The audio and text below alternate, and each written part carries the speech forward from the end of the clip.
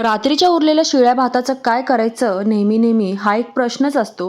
कारण की परतलेला भात तर आपण नेहमीच खातो. पण ह्या वेळेला मात्र मी ठरवलं होतं की शिळ्या भाताचे आपण वेगळं काहीतरी बनवायचं म्हणून.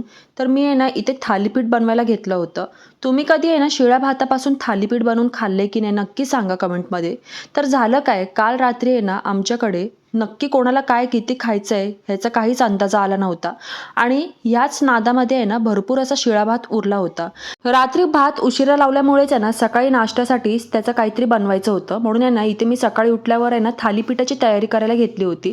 टोपातला भात आहे ना एका मोठ्या ताटलीत काढून घेतला आणि छान असं आहे ना त्याला मळून घेतलं. स्मॅशरच्या साहाय्याने पुन्हा एकदा छान असं त्याला स्मॅश करून घेतलं आणि नंतर आहे ना त्याच्यामध्ये ज्वारीचं पीठ टाकलेलं आहे. थालीपीठाला आहे ना छान असं बाइंडिंग येण्यासाठी आहे ना मोठे 2 ते 3 चमचे ज्वारीच्या पिठाचा वापर केलेला आहे मी.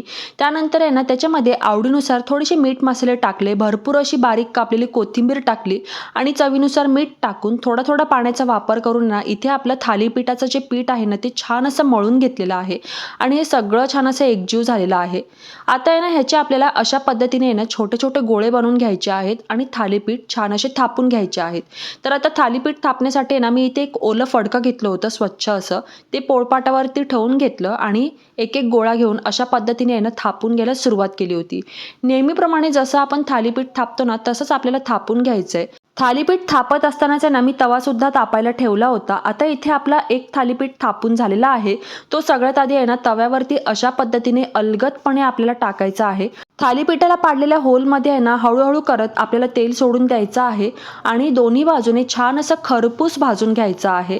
थालीपीठ पलटत असताना आहे ना अलगद हाताने पलटायचं आहे, जेणेकरून आहे ना ते आपले थालीपीठ तुटणार नाहीत.